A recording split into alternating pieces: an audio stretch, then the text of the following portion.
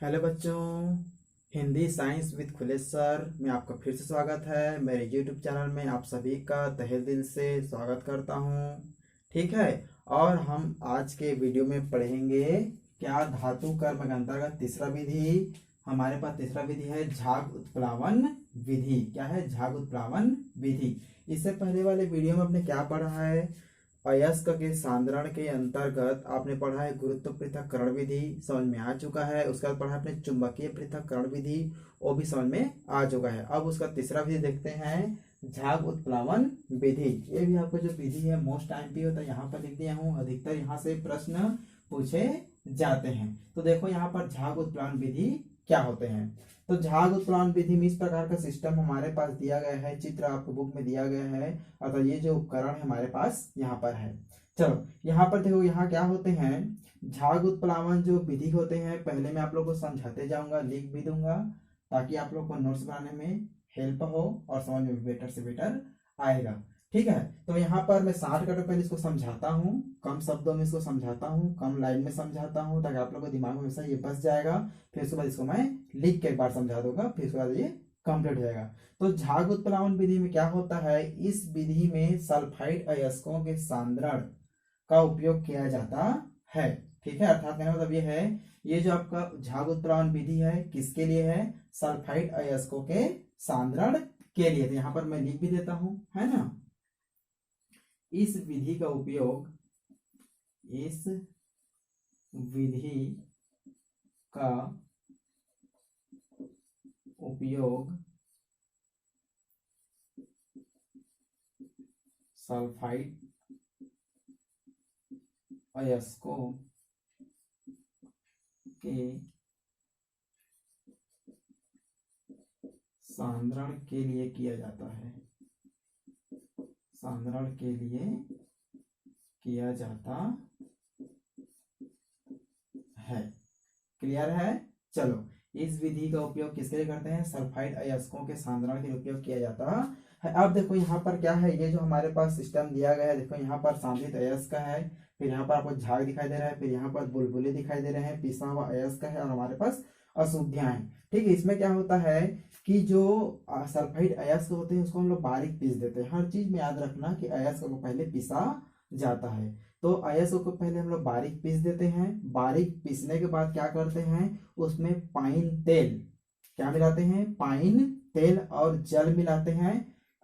Clear हो चुका है। और इस सिस्टम में देखो यहाँ पर जो आपको पात्र दिख रहा है, इसके अंदर हम लोग क्या करते हैं, डाल देते हैं।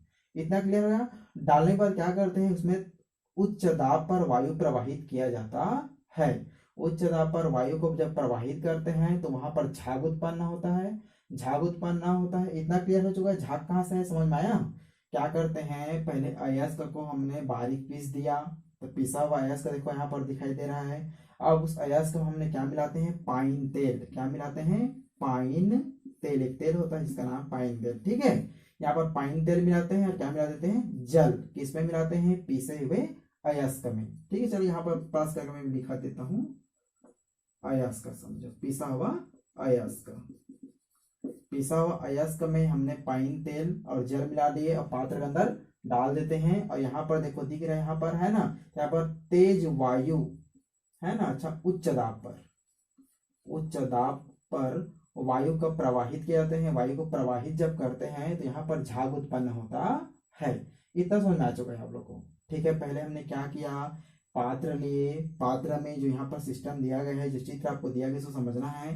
ये पात्र है, समझो, इस प्रकार से सिस्टम लगा रहता है। ठीक है। ये पात्र के अंदर क्या करते हैं, पिसा हुआ अयस्क, पाइन तेल और जल तीनों को मिला देते हैं, समझो। इतना क्लियर हो गया। अब यहाँ पर उच्च दाब पर वायु को प्रवाहित करते हैं तो यहाँ पर झाग उत्पन्न होता है। यहाँ तक क्लियर होना चाहिए आप लोग को। ठीक है। अब देखो यहाँ पर इस तेल का क्या काम होता है समझना है। मान लो यहाँ पर देखो ये अयस्क के कण है, समझो, अयस्क के कण है। तो जो अयस्क के जो कण है, सल्फाइड अयस्क हमने लिया है, अयस्क कण को हमको अलग करना है। तो अयस्क कण में क्या होता है, तेल का एक आवरण बन जाता है। तेल का एक आवरण बन जाता है। जैसे मान लो ये अयस्क है, ये अयस्क है, अयस्क के कण है, समझो, अयस्क के कण। तो अयस्क कण पर क्या होता है, तेल का आवरण। ये तेल समझाने के लिए है ना, तेल का आवरण बन जाता है। तेल का आवरण बन जाता है। इतना क्लियर हो गया। जैसे ही तेल का आवरण है और बनता है, ये जो अयस्क जो कण होते हैं, तेल का आवरण तो बन चुका है। अब ये जो अयस्क कण होते हैं ये किससे चिपक जाते हैं, तो ये चिपक जाते हैं हवा के बुलबुले से।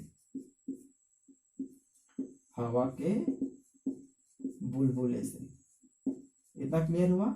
हवा देखो यहाँ पर बुलबुला दिख रहा है, तो हवा के बुलबुले से ये चिपक जाते हैं, और चिपक जाने के बाद क्या होते हैं, हवा के बुलबुले हल्के होते हैं समझो, तो ये क्या होते हैं, कण क्या होते हैं, चिपकने के बाद कण क्या होता है, हल्का हो जाता है। और हल्का होता है तो यह झाग के साथ क्या होता है, बाहर निकल जाते हैं। और यहाँ पर देखो सांद्रित अयस्क का ग्रुप आपको दिखाई दे रहा होगा, तो यहाँ पर क्या होते हैं, एकत्रित हो जाते हैं।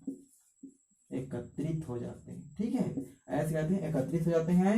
और जो अशुद्धियां होते हैं, अशुद्धियों के क्या क्या होते हैं आपका, पत्थर हो गया, कंकड़ हो गए, मिट्टी हो गए, ये थोड़ा भारी हो गए समझो। अब भारी होने कर क्या नीचे में बैठ जाते हैं, फिर इसको इसके द्वारा हम क्या करते हैं, इसको बाहर निकाल लिया जाता है। इस प्रकार का सांद्रण किया जाता है इसमें, किसमें आपका झाग उत्प्लावन विधि में। समझ में आया, क्लियर हो चुका है। फिर एक बार देखो इसमें क्या होता है,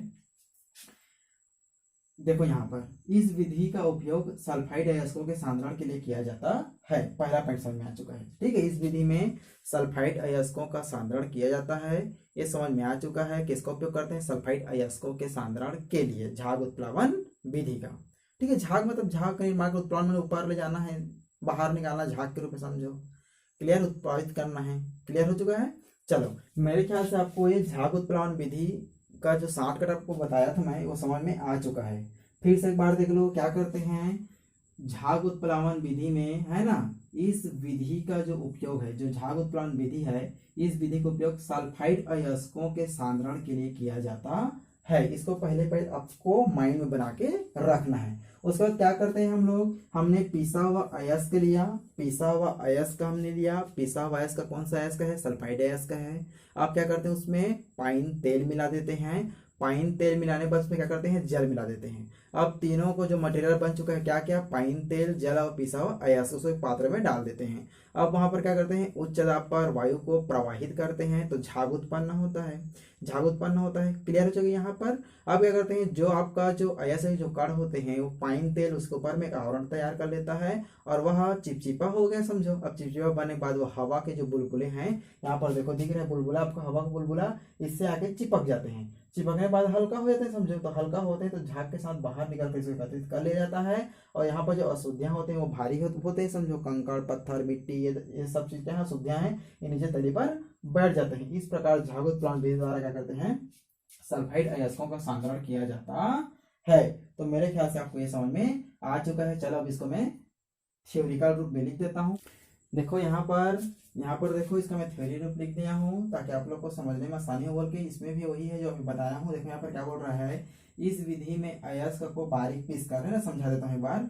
इस विधि में अयस्क को बारीक पीस कर उसमें पाइन तेल और जल मिलाकर उच्च दाब पर वायु को प्रवाहित किया जाता है, जिससे झाग का निर्माण होता है। झाग का निर्माण हो चुका है। अब देखो अयस्क के कण के ऊपर तेल का, है ना, तेल का क्या होता है, पतला आवरण बन जाता है, और वायु के बुलबुले से चिपक कर हल्का हो जाता है, और झाग के साथ ऊपर आ जाते हैं।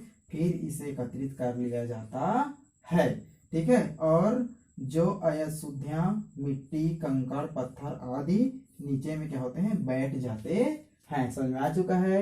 यहाँ पर क्या करते हैं, हमने क्या क्या डाल दिया, तो पिसा हुआ अयस्क डाल दिए, इसके साथ हमने पाइन का तेल और जल मिला दिया, और उच्च दाब पर हवा को प्रवाहित किया, तो यहाँ पर झाग का निर्माण, देखो यहाँ पर एक झाग है, ठीक है, झाग का निर्माण हो चुका है।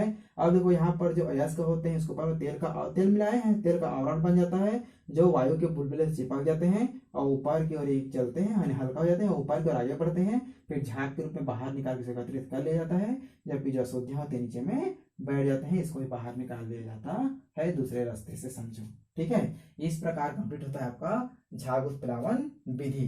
तो मेरे ख्याल से आप लोग को अयस्क सांद्रण के तीनों विधि समझ में आ चुका है। गुरुत्वीय पृथक्करण विधि, उसका चुंबकीय पृथक्करण विधि, और तीसरा आपको झाग उत्प्लावन विधि। अब इसके बाद पढ़ेंगे हम लोग धातु के निष्कर्षण के बारे में, ठीक है। तो इसको आप लोग स्क्रीनशॉट ले लो और नोट्स तैयार कर लो, और वीडियो अच्छा लगे तो लाइक करो, शेयर करो, कमेंट करो।